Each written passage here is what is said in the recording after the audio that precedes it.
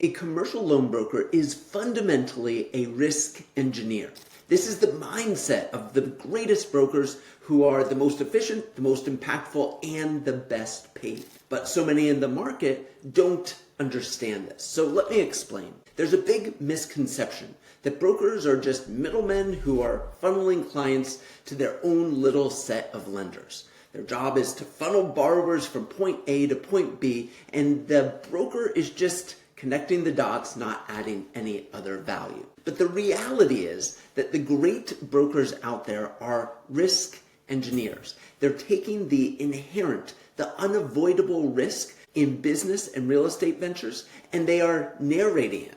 They are structuring it so that it is constrained. They're placing it with a lender who's willing to accept that type and level of risk, and then they're pricing it to make it a win-win for all parties. They're taking business risk and translating it into bankable risk. So let's start with a basic truth. Every borrower is a risk. There's no exceptions to that rule. So risk is why interest exists. When you lend out money, you face the fundamental possibility that you might not get any of it back. Or if you do get it back, it might not come back on time. Or you might get part back, but you don't get it back in full. And interest is ultimately the payment made to the lender for accepting that level of risk. And risk exists in every deal. Every business has certain risks where the revenue might decline over time. Costs might spike even if revenue is staying stable. Management might falter, markets might shift, and due to competitors or other economic forces, the business becomes less profitable and can't repay its debt. And the same is true for real estate investment. Every investment, every real estate play carries risk. Tenants might leave, values might drop in a region, expenses might surge, markets might turn. All of these are inherent risks, which means there are no safe borrowers. There are only different levels and different types of risk. If it's an established business, well, you might have an economic cycle risk where things change over time. Or if you're in a situation where there's very strong collateral, there's still a risk that valuations of that real estate in that market might shift. If there's great cash flow in a business, there's still a question of they've got cash flow today, but how sustainable is that over the long run?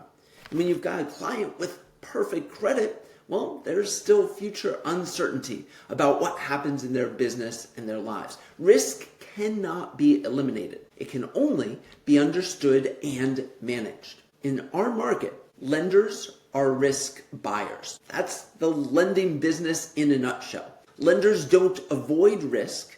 They accept the risk at appropriate prices. So the lender's question is never, is there any risk in this deal? But rather, they are asking, do I understand what that risk is, and can I price that risk at a level, at a price that is acceptable for me and acceptable for the client or borrower? So this is the pricing equation. And when there's higher perceived risk than by the lender, then they're going to offer a higher rate. They're pricing it accordingly. And when there's lower perceived risk in a particular deal, then there's a lower rate for that money.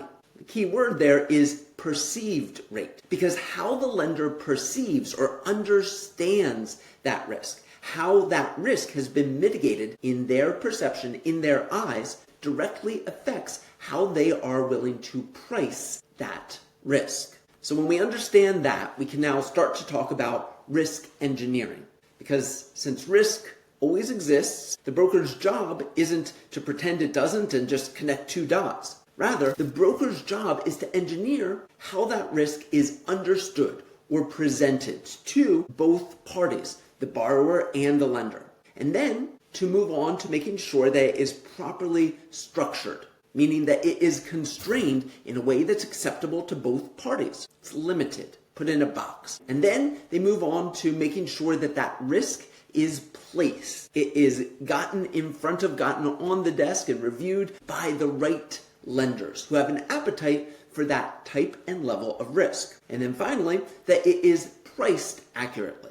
Looking for a price that creates a mutual win, a price at which that borrower says, yes, I'm going to go ahead and be profitable with my real estate venture or my business. And the lender is saying, great, this is an acceptable price for the level of risk I am purchasing. So what is the broker's immense value in the marketplace? Fundamentally, their value proposition to clients and lenders is that I translate business risk into bankable risk. And great brokers are going out and they're structuring and placing risks with the lenders that are best equipped to hold them. And they're doing it at prices that make the deal sustainable, meaning it's a win-win over the long term for both parties. It's not going to run the business into the ground. It's not going to have such thin margins that the lender is going to have financial difficulties either.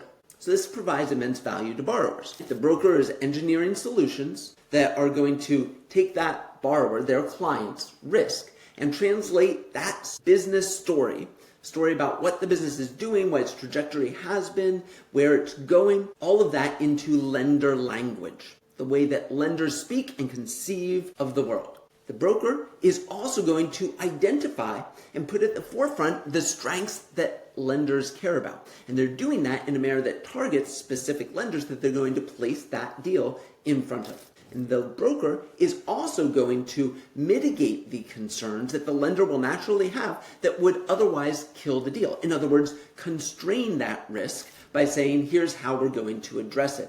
And structuring terms, covenants, restrictions into the agreement or the loan proposal that everyone can actually live with. That's going to be acceptable to both the lender, i.e. our risk has been constrained appropriately, and the borrower, i.e. those are terms that we can live with and still be highly profitable in operating our business or highly profitable in our real estate. So fundamentally, the outcome of all of this is finding lenders where the risk has been structured, narrated, mitigated in appropriate ways so that it matches that lender's appetite to the profile, the risk profile of the client, right?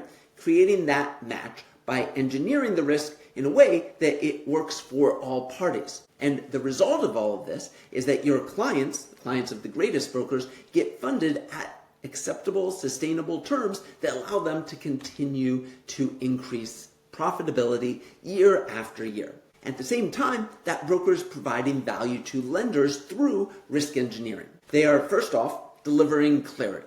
They're providing a pre-engineered risk assessment. They are structuring the deal to fit within that lender's criteria and within the desired constraints for risk that that lender has. And they are providing targeted opportunities to the lender that match that lender's risk appetite. They are providing a transparent risk narrative, which means they are putting the reality in front of the lender that says, hey, there's great things about this real estate venture, but there's also some risks. And here's how we are maximizing the opportunity for this real estate venture or business to be highly profitable with a great exit strategy that gets you fully repaid on time. And here's how we are constraining, mitigating, working against those risks that we have highlighted for you because we've thought through them, taken care of them, and structured them appropriately. And the sum result for lenders is a quality pipeline by working with that great broker. That, in turn, allows lenders to make better decisions and to do it faster.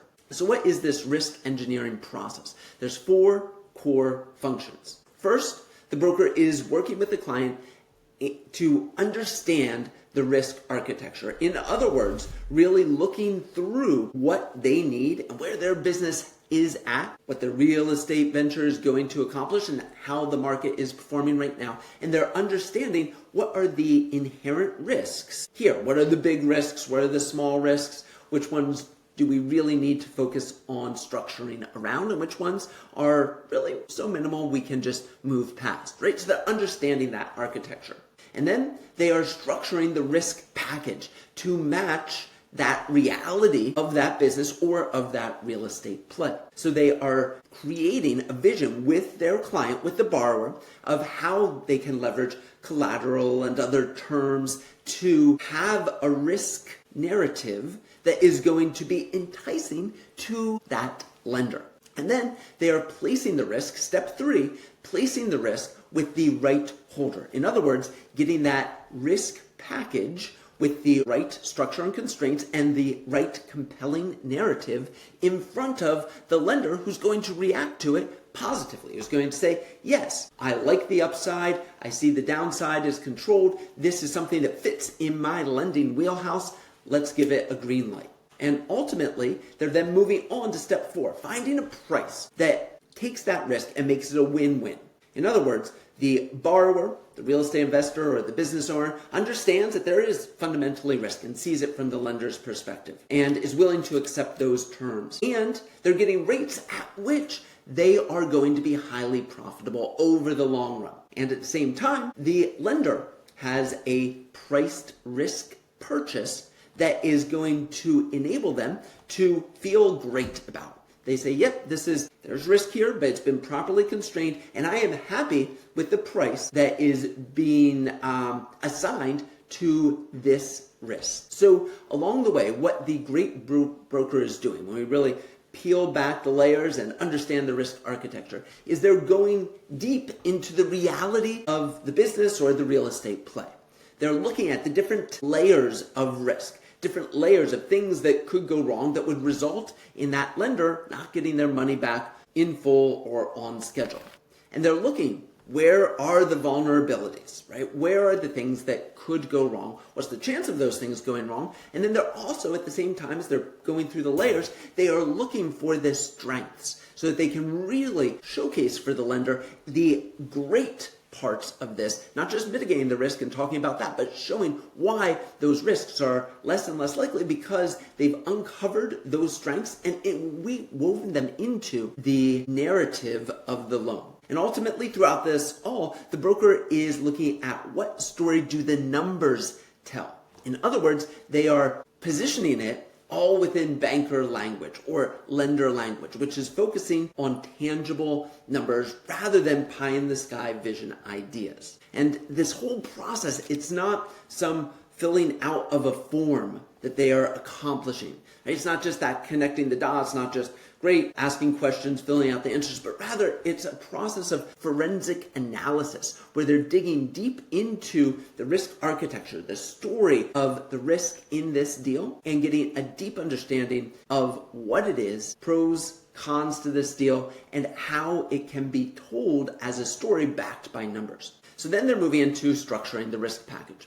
They're creating that bankable risk from business risk, and they're structuring it, constraining it, by using covenant structures that protect the lender without strangling the borrower. Covenants, terms to the agreement that the borrower can still be highly profitable even while abiding by, and that will help the lender to say, okay, I know if things start to go south in some way, we have our guardrails in place. They're also structuring the risk package with collateral arrangements that are going to reassure the banker that even if those guardrails break, even though I've thought through this all, but if things break, because they do, I will still be made whole or whole enough by strong collateral that's adequate for the pricing of the risk. And then they're adding in guarantee frameworks that add confidence, right? Who all is going to be guaranteeing that note? What else can be leveraged to give that lender a structural guarantee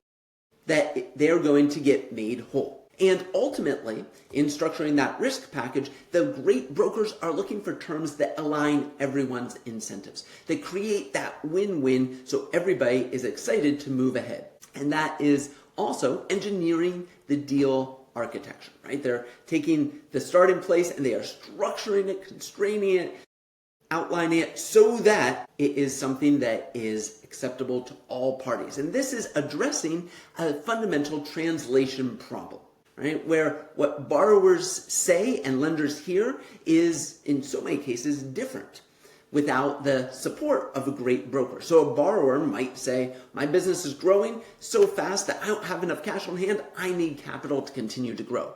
Lenders hear, wow, this business isn't truly stable. They are not adequately capitalized for where they're going. They're growing too fast for their own good. So what's my loss exposure? Borrowers speak about a great situation of business growth, and lenders here worrying signs of unstable business practices, right? And that gap is massive. And the broker is engineering the bridge that closes that gap, that gets everybody on the same page, speaking the same language within the same structure. So if we look at an example of, let's say, a real estate investor, if the raw situation, the starting point is that an investor wants $2 million for a value-add multifamily play.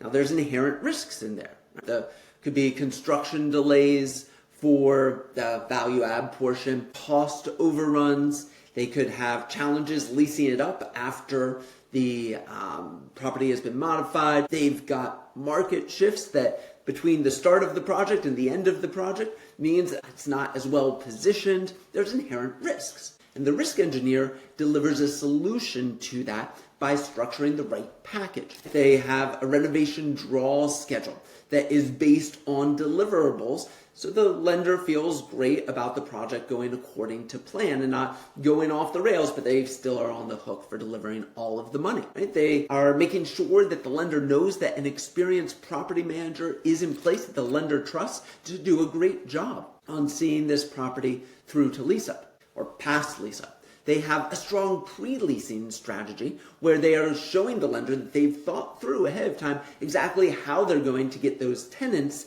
excited about coming into this space. And they're providing a clear refinance path. Perhaps they've already got a term sheet from a lender saying, hey, here are the terms that we will be happy to take out the construction loan with. And they're putting in contingency reserves, not when the lender says, hey, you don't have enough contingency, but prior to that, so that when the lender gets the package, they're saying, wow, this is well structured, well thought through.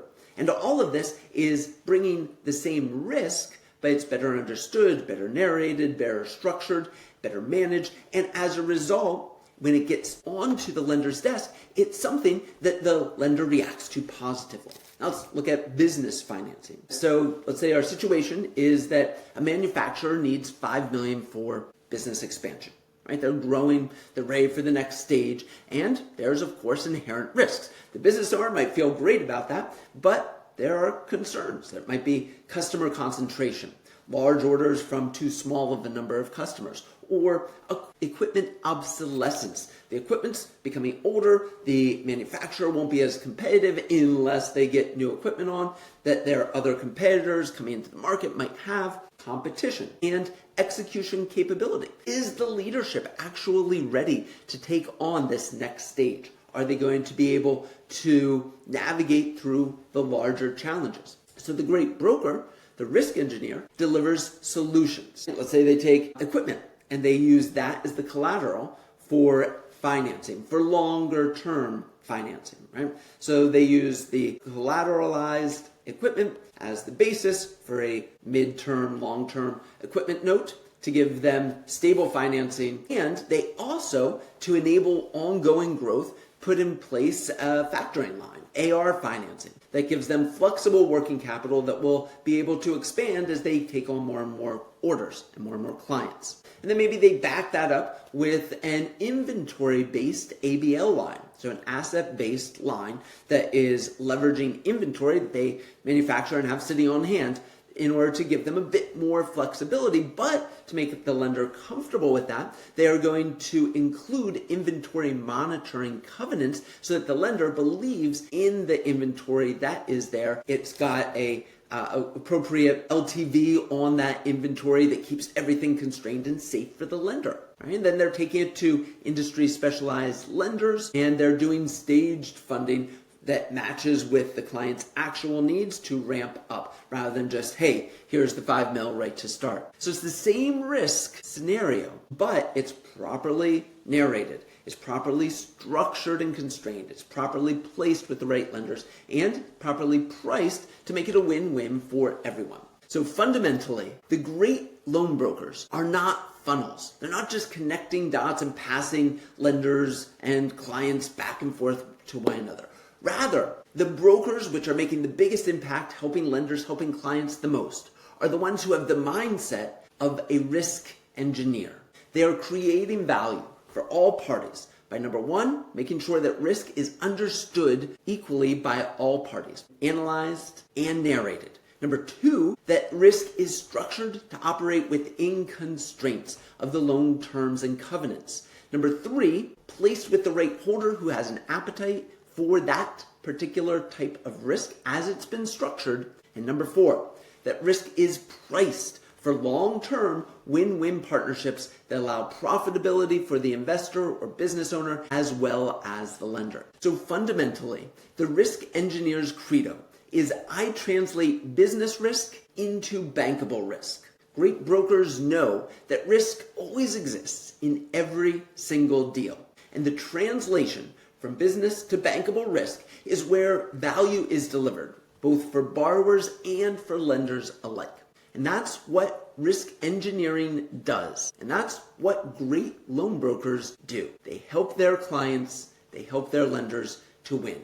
I'm Shane Walton with the Commercial Loan Broker Institute. And if you'd like more information on the winning mindset of commercial loan brokers or the skills and the tools that they are leveraging every day, follow us for more information down below, or go ahead and visit commercialloanbrokerinstitute.com, where we have tons of articles, education, and free resources. In the meantime, go out there, help clients, help lenders, and give big.